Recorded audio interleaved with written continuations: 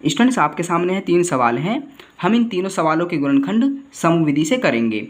अब स्टूडेंट्स आप कहोगे समविधि से गुणनखंड करना तो हम पहले ही सीख चुके हैं, समविधि के ऊपर तो हम पहले ही कई वीडियो देख चुके हैं। हाँ स्टूडेंट्स, आप समविधि से गुणनखंड करना पहले ही सीख चुके हैं, समविधि के ऊपर पहले ही कई वीडियो देख चुके हैं।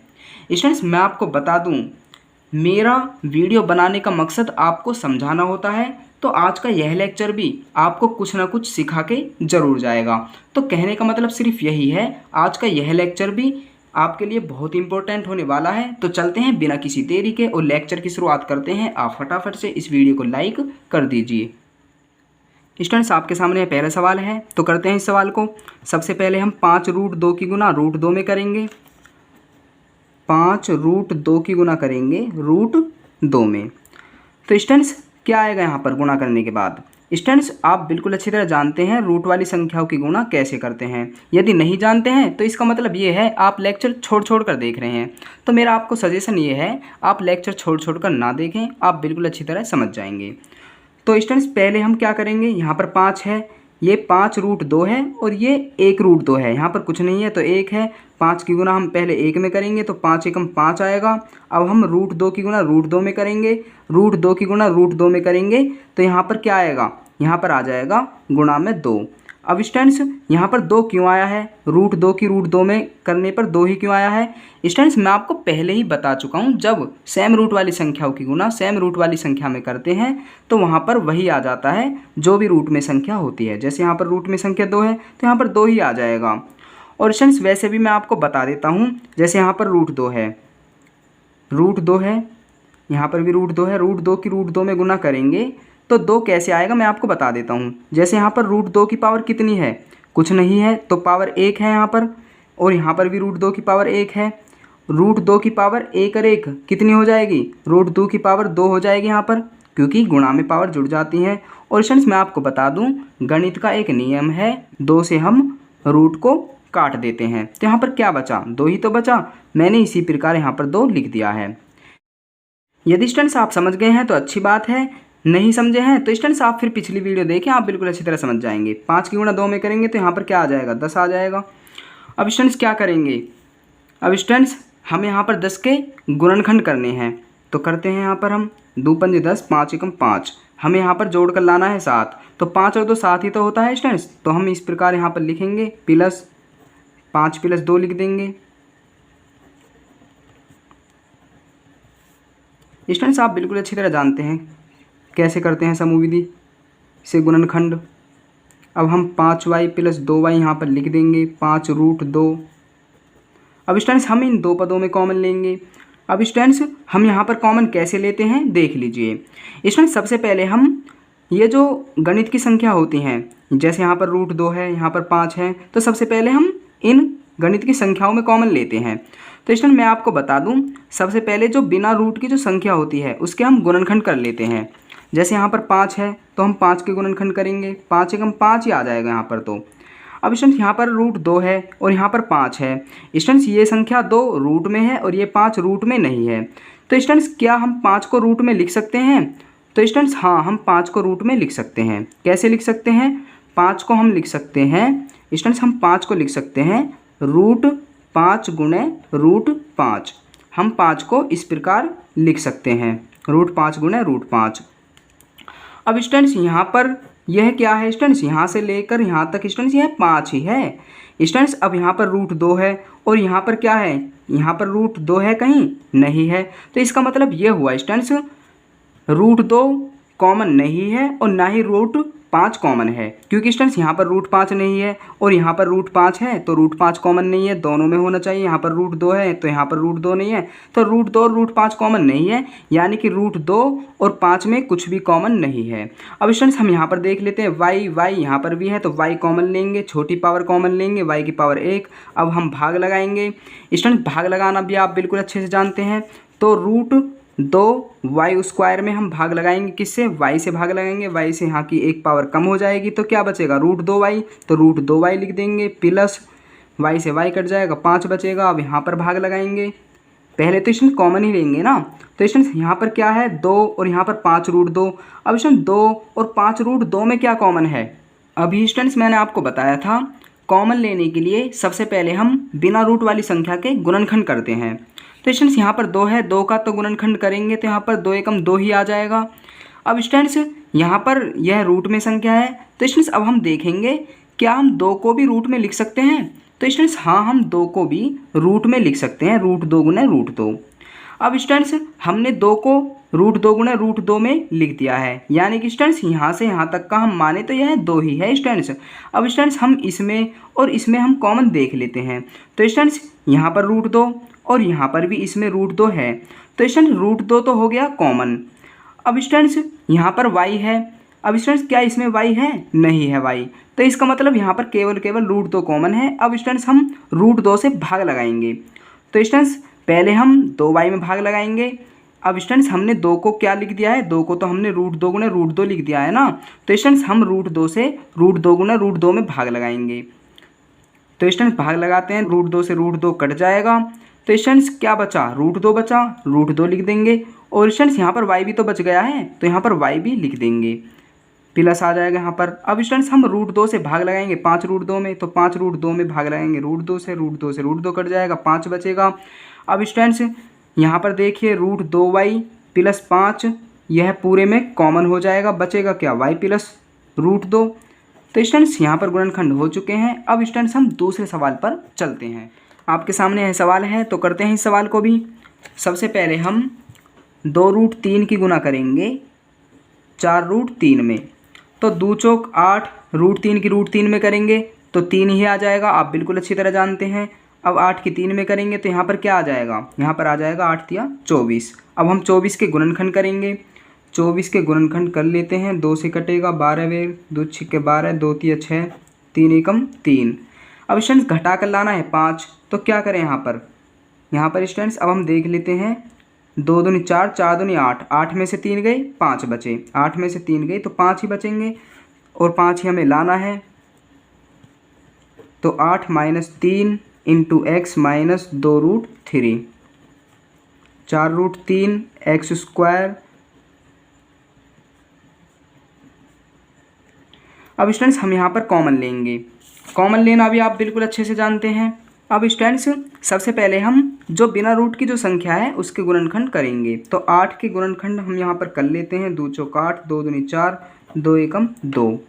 अब स्टूडेंट्स यहाँ पर 4 रूट 3 है और यहाँ पर ये आया है 2, 2 और 2। स्टूडेंट्स वैसे तो हमें यहाँ पर साफ साफ कुछ कॉमन नज़र नहीं आ रहा है, क्योंकि स्टूडेंट्स यहाँ पर 4 है, यहाँ पर 2, 2, 2 है, यहाँ पर रूट 3 है और यहाँ पर रूट 3 नहीं है। स्टूडेंट्स वैसे तो साफ साफ कॉमन नज़र नहीं आ रहा है, लेकिन स्टूडेंट्स कॉमन का मतलब क्या होता है?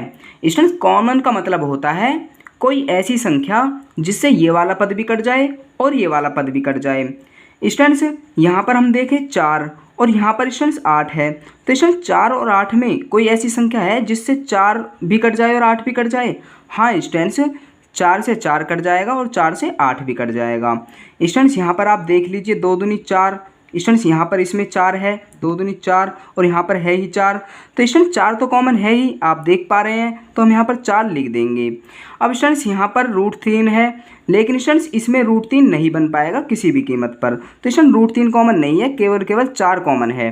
अब स्टूडेंट यहाँ पर x, तो x भी कॉमन है, x की पावर 1 ही कॉमन लेंगे। अब स्टूडेंट्स हम भाग लगाएंगे, स्टूडेंट 4x से भाग लगाएंगे हम 4 रूट 3 एक्स स्क्वायर में, 4 रूट 3 एक्स स्क्वायर में 4x से भाग लगाएंगे, 4 से 4 कट जाएगा और x की पावर 1 से x की पावर 2, इसमें एक पावर कम हो जाएगी, तो क्या बचेगा? रूट 3x बचेगा, केवल और केवल रूट 3x लिख देंगे, प्लस 4 से 8 में भाग लगाएंगे, 4 दूनी 8, x से x कट जाएगा, माइनस यहाँ पर हम क्या लेंगे स्टूडेंट्स? कॉमन।